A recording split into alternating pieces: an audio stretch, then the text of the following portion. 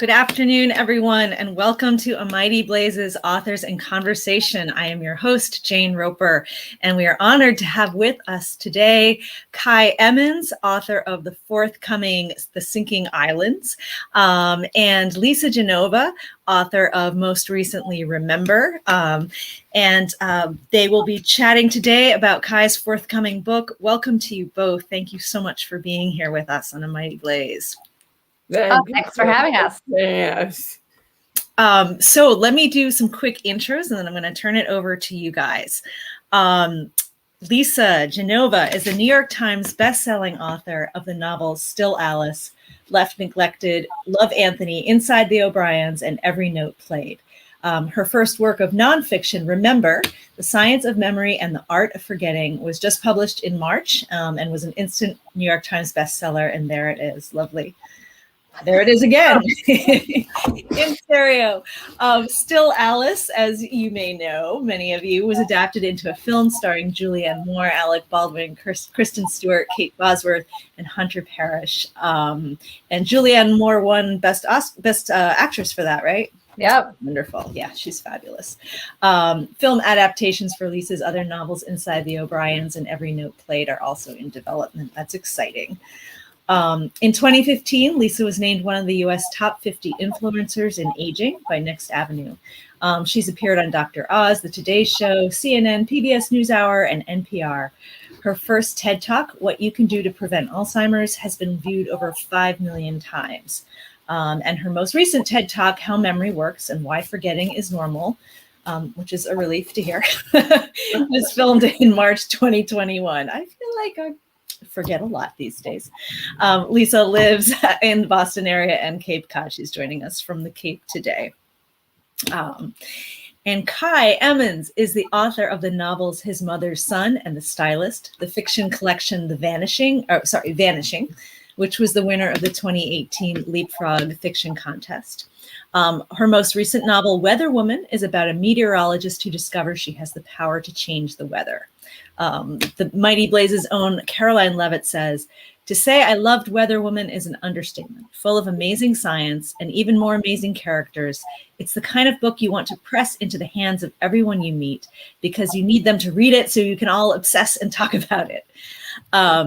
And a sequel to Weather Woman, Cai's new book, Sinking Islands, is forthcoming this fall, also from Red Hen Books. And there it is. Lovely. Cai's short fiction has appeared in periodicals including LitHub, Electric Literature, Ms. Magazine, Tri-Quarterly Narrative, and many more. A story of hers was a finalist for the Missouri Review Editors Prize. Another was a finalist in the Narrative Fiction Contest. Before Cai began writing fiction, she was a dramatist, where she had plays produced. She also studied film and wrote screenplays. She holds 2 MFAs, one in film from New York University and one in fiction from the University of Oregon. And she has taught various places, including the University of Southern California and the University of Oregon. She joins us from Oregon, Eugene, Oregon today. Welcome, Cai. I'm so excited to hear you two chat. I'm going to sign off for a bit and jump back on with some viewer questions. So folks, if you have questions, please put them in the chats and we will try to get to them later. So take it away. All right. Thank you, Jane. Sure thing. So Cai, before we dig into this amazing, very timely novel, I just wanted to orient folks a bit as to what's going on with you and your voice so that they're not busy, distracted, wondering instead of listening to our conversation. So what's going on with you? Well, I was diagnosed in February with bulbar onset ALS, which affects the voice and swallowing. It's not what people normally associate with ALS, the limb onset. Eventually that might happen to me, but right now I'm mainly affected in my voice. So I will try to articulate as well as I can. You're doing great. I understand everything you're saying, which is wonderful. And I'm so glad that you still have your voice. Yeah, I had the same misconception before I began writing Every Note Played. I assumed that, so our director for Still Alice had ALS, and I assumed I'd see him in a wheelchair when I met him. And he had the same bulbar ALS.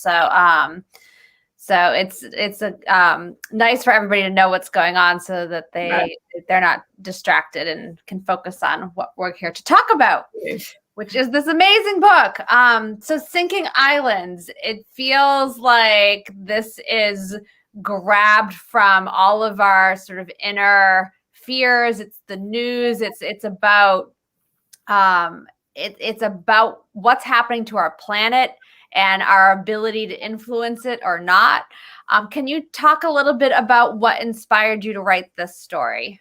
All right. Well, I have finished writing Weather Woman, which is I guess you would now call it a prequel, about this woman who is a meteorologist, and she discovers she has the power to affect the Earth's forces. Basically, she can change the weather. And when I was done with that, several people said, there's more to be said here. And I said, no, I'm not a sequel writer. But the more I thought about it, the more I agreed. And suddenly, especially the two main characters in Weather Woman, Bronwyn and her mentor, Diane, I thought more needs to be said about them. And I also, from the point of view of climate change, Weather Woman focuses on one person who is having an impact. And basically, I disagreed with myself.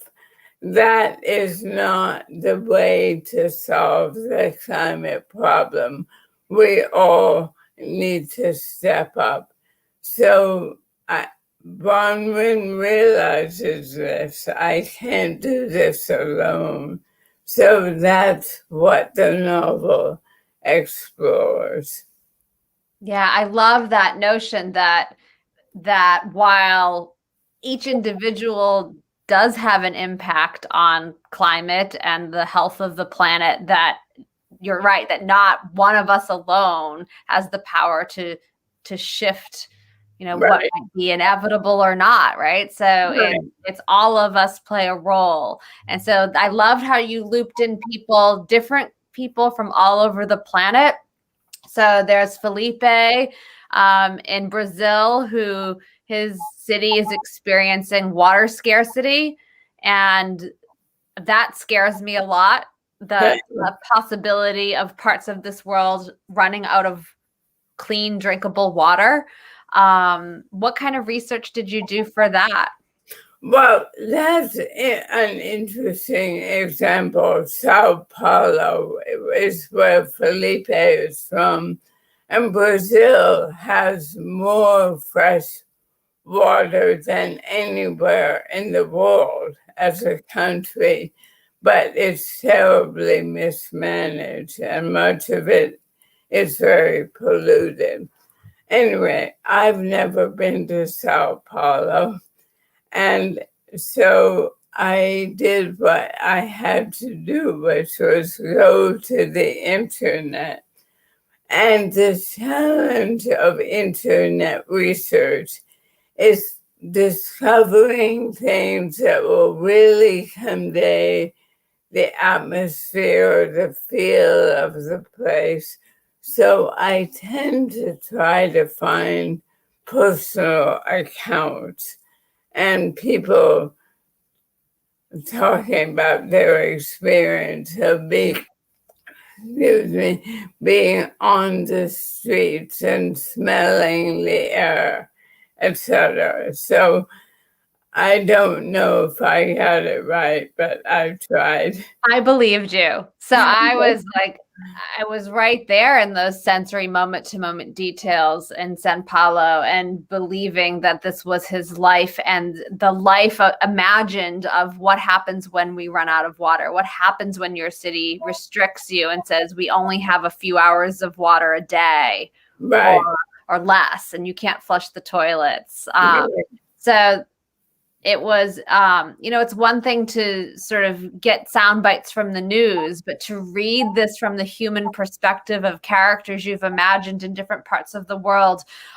There's another set of characters who are on an island that is sinking. And there's this is where we live. This is where we had our babies. This is where we raised our families for generations. We have a way of life. Do we just abandon it so that we can be safe, or do we stay? I loved those families.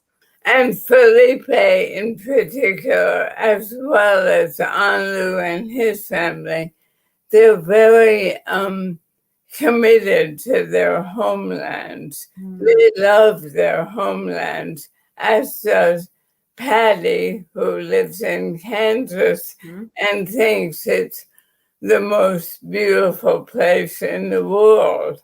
Yes. So I think all the characters share that feeling of attachment to the places from which they come. Yes. So it's attachment to and love of place. And it's also this interesting idea that you explore a bit, which is this resistance to change. It's funny, I just noticed Adam Grant has a new TED Talk out this morning, and he's talking about the example of if you put a frog in boiling water, it will jump out. But if you put the frog in the water and heat it to boiling, it will stay there and die. And so I thought about that with respect to your book, because we humans, it's like we get so attached to the way things are, not realizing you have this beautiful quote in here somewhere about change, if I can find it. She thinks about this a lot these days, wondering why it is human beings hold on, putting on blinders, getting so terribly attached to how things are when change is the only rule. And so this idea of that life is going to change, the world is going to change, but in which direction is it going to change? And do we fight it, or do we try to change it? Do we go with the flow? Like these questions come up in your book over and over. Right. Do we move, or do we stay and try to think more creatively? I mean, they're both viable. I don't believe either one is the right way. Right. I didn't get a sense anywhere in your book that you were preaching about what it is that we need to do to save the planet or not. Just allowing us to live in these characters' shoes and experience the massive and at times devastating changes that can occur due to weather or climate change, and how that impacts people in the world, and sort of, what is it that we can do about it? So I also pictured your characters as these, like, almost like a Marvel movie with like the team of superheroes, that they have these superpowers. So like, how did, like, do you imagine these characters are going to be able to, if we were to continue, are they going to be able to impart this wisdom on how to affect weather to other people? Are they the planet's saviors? Is this something? That's a great question, because they do become kind of a team, and they like each other. And I think that as I imagine what happens next, is that they, like Bronwyn, who put out her feelers for people who shared her sensitivity, these characters will do the same. They'll put out feelers and find teams from in their own places and ways. And I suppose that's kind of a metaphor for how we all need to be responding to climate change. These making local networks with people who care. Love that. When Bronwyn was teaching this team of superheroes how to harness that heat and energy and affect and bring on and stop weather patterns, she had them in a sort of almost like a silent retreat. Yeah. And I wondered, does this come from real life at all? Have you been on a silent retreat?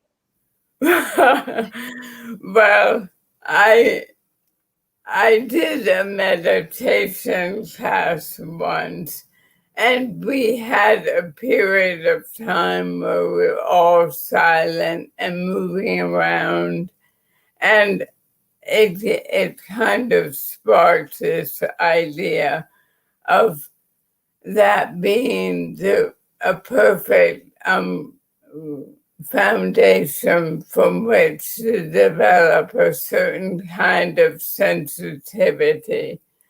And so, I mean, I haven't spent days in silence, but maybe I aspire to.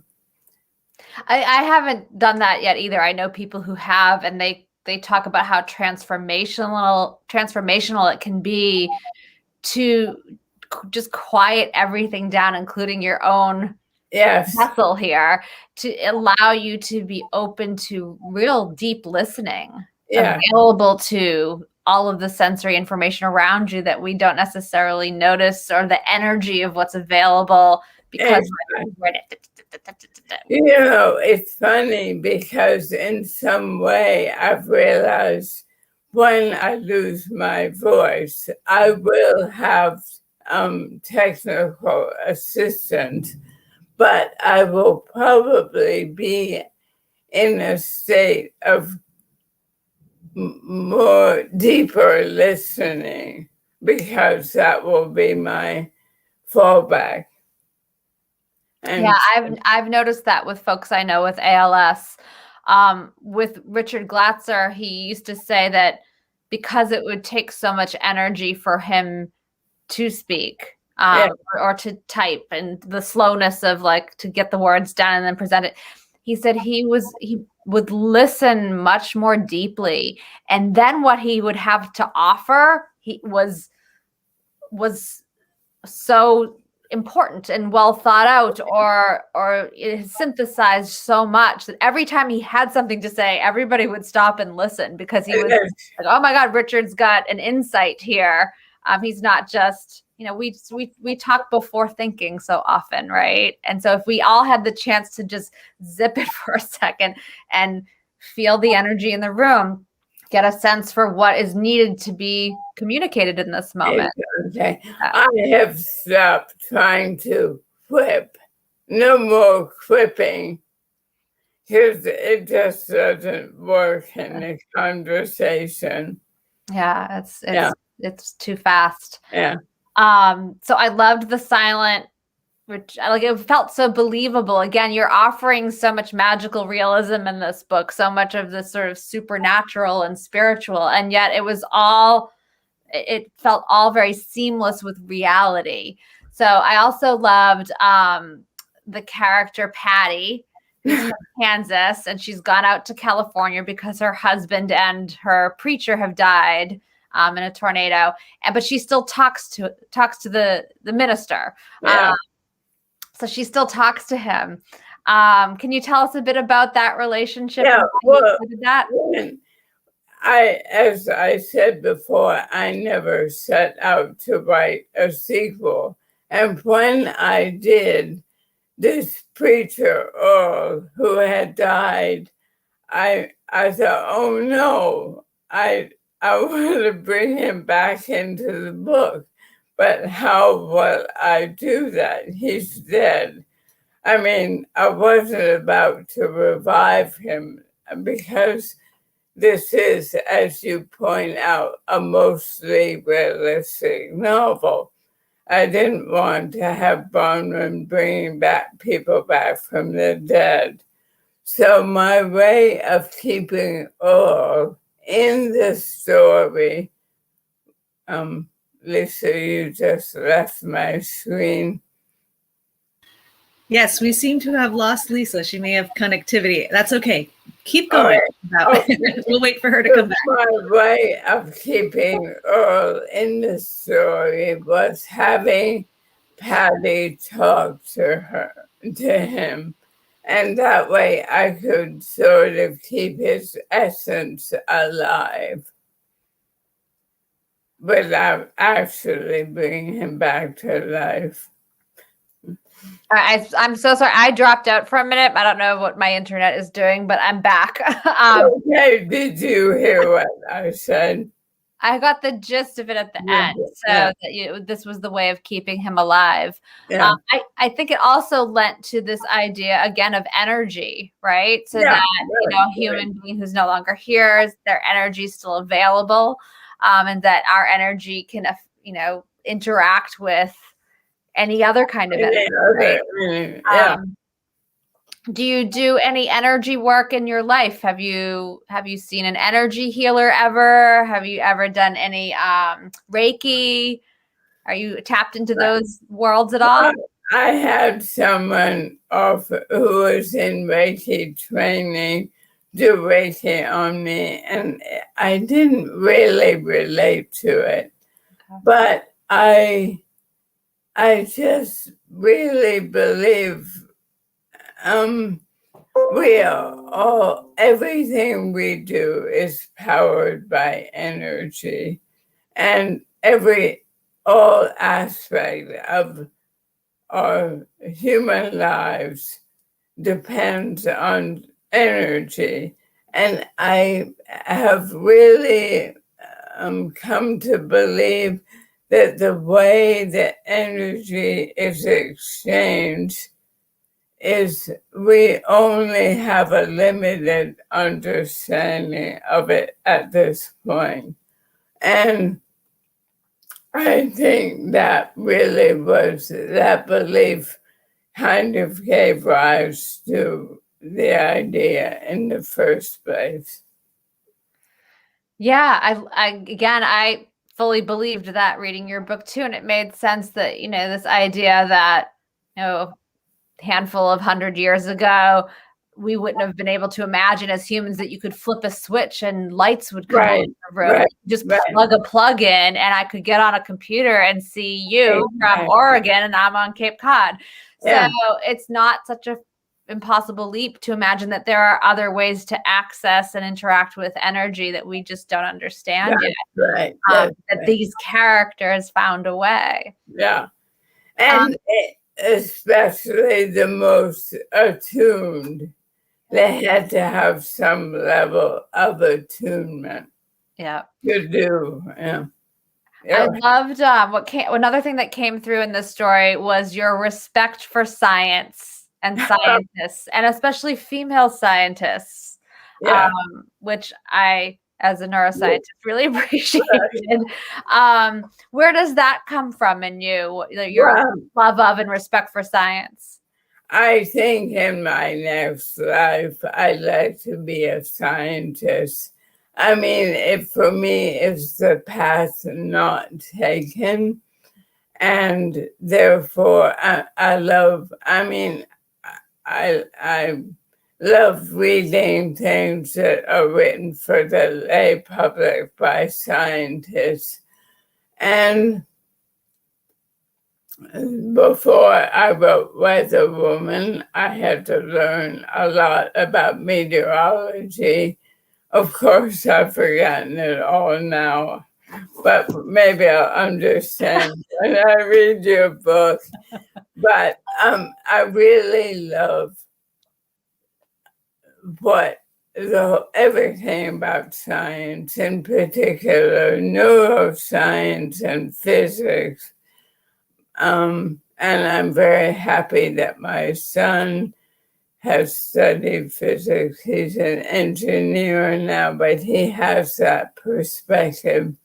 And yeah. So I try to book it out in my fiction. I that came through, and it was much appreciated from a personal perspective, but also I think again, like, important. I love that, especially as, as female writers, as female storytellers, to, we're telling the truth under the imagined circumstances, right? And so to give that nod and reinforcement to science is real, science is important, Right. and female scientists, have not had equal footing with the men, and what they do is, their work is as important. Right. Yeah. I mean, I really, I became highly attuned to how much female scientists are shortchanged in terms of not being given labs or not being able to get the funding. And, in fact, this woman who does ALS research had just published and her findings about NU9 a few days ago, tweeted something about a glass ceiling. And I thought, here's this esteemed scientist who feels there's a glass ceiling. So anyway, it's a big part of my interest. Lost Lisa temporarily again. That's okay. That's how women didn't invent the internet. Right. I think Bronwyn is doing something. She's doing magic, yeah. So I actually wanted to ask you, so I haven't read, for those of us who haven't read Weather Woman, is this a book we can jump right into Sinking Islands without having read Weather Woman? Absolutely. You did not have to have read Weather Woman. You might enjoy it more if you did, but at the end of writing Weather Woman, I went to Greenland on an amazing trip, and it was that prompted me to incorporate those characters from Greenland. And Diane, the scientist, goes there to kind of, find herself. Right. Okay. All right. That's good to know. It's like backwards too. A standalone book. Yeah. Would you say, Lisa? I was asking if you could read, if you hadn't read Weather Woman, is it okay to go ahead and read Sinking Islands, not having read Weather Woman? Well, that's my experience. I had not read Weather Woman, so this worked. I wasn't aware that there was a prequel. So right. Not that we don't want to read both, but now I do. Now I do. That worked too. Yeah. So if anyone has questions, please let us know in the comments. We'd love to hear them. Another question that I think we had was, and this maybe is for both of you, what are you working on next? Do you have another book or project that you're working on now? What about you, Cai? Well, yes, my agent has just received my newest novel, and it's called Unleashed. And I can't describe it without a spoiler, so I won't. Okay. But I will say that it is a metaphorical story of what has happened to me in the last year with getting ALS. Maybe I will say what it's about. Yeah, tell us a woman who is at the end of her rope. Her daughter has gone to college. Her husband has been having a flirtation. They live in Sonoma and wildfires come in. And she ends up burning her house down. Her house has survived. She burns it down and becomes a dog. Oh, wow. Cool. I know it sounds insane, but if you read it, it kind of, I hope, makes sense. Oh, sounds fantastic. I love your imagination, Cai. Oh my goodness. Okay, well, I would love to read that whenever you're ready to share. Yeah, Yeah. that sounds wonderful. That sounds fantastic. And Lisa, what about you? Oh, well, so I am not, I don't know how quickly you write. I don't know when you finished Sinking Islands and when you started this next one. So my book, Remember, just came out last month, so I'm in the thick of that. Right. And I have been doing the research, and I probably will be ready to start writing at some point, hopefully this summer. My next novel is about a woman with bipolar disorder. Mm-hmm. So I've been researching what is it like to live with bipolar? What does that feel like? So I'm back in my wheelhouse of stories about people who live with neurological diseases and disorders, trying to give them a face and a voice. And It's such good work. So important. So important. Yeah, that's wonderful. Well, before we go, I want to make sure that folks know, first of all, that Lisa will be joining us on A Mighty Blaze again tomorrow. Yes, tomorrow, Friday, I think 4:00, right? With Jenna Blum. Is it 4:00? Where are you, Jane? Are you on the West Coast or the East Coast? East Coast. No, I should know this, it's not right? at 4. No, it's not at 4. It's at 1. 1. Okay, sorry. Yes, 1:00 tomorrow. Ignore me. I know nothing. 1:00. 1:00 tomorrow with Jenna Blum. Lisa will be talking about Remember. I want to make sure that everyone knows that they can get Cai's new book and, of course, Lisa's books wherever books are sold. Grab the Sinking Islands. If you're in Oregon, J. Michael's books in Eugene is a great place to buy. Also on bookshop.org. If you follow the link that we just put in the chat, it helps support A Mighty Blaze. So thank you both so much. Oh, and there's Vanishing. Yes. Excellent. Oh, and Weather Woman. And Weather Woman, right. So yeah, you could get the 3-pack. There you go. So thank you both so much. It was really wonderful to have you here. Cai, this was such a pleasure. Thank you so much. It's so good to get to know you through your work. I can't wait to read more, and stay well. Yep. You too. Thank you so much. I enjoyed it immensely. You too. Okay. All the best to you both. Thanks everyone for watching.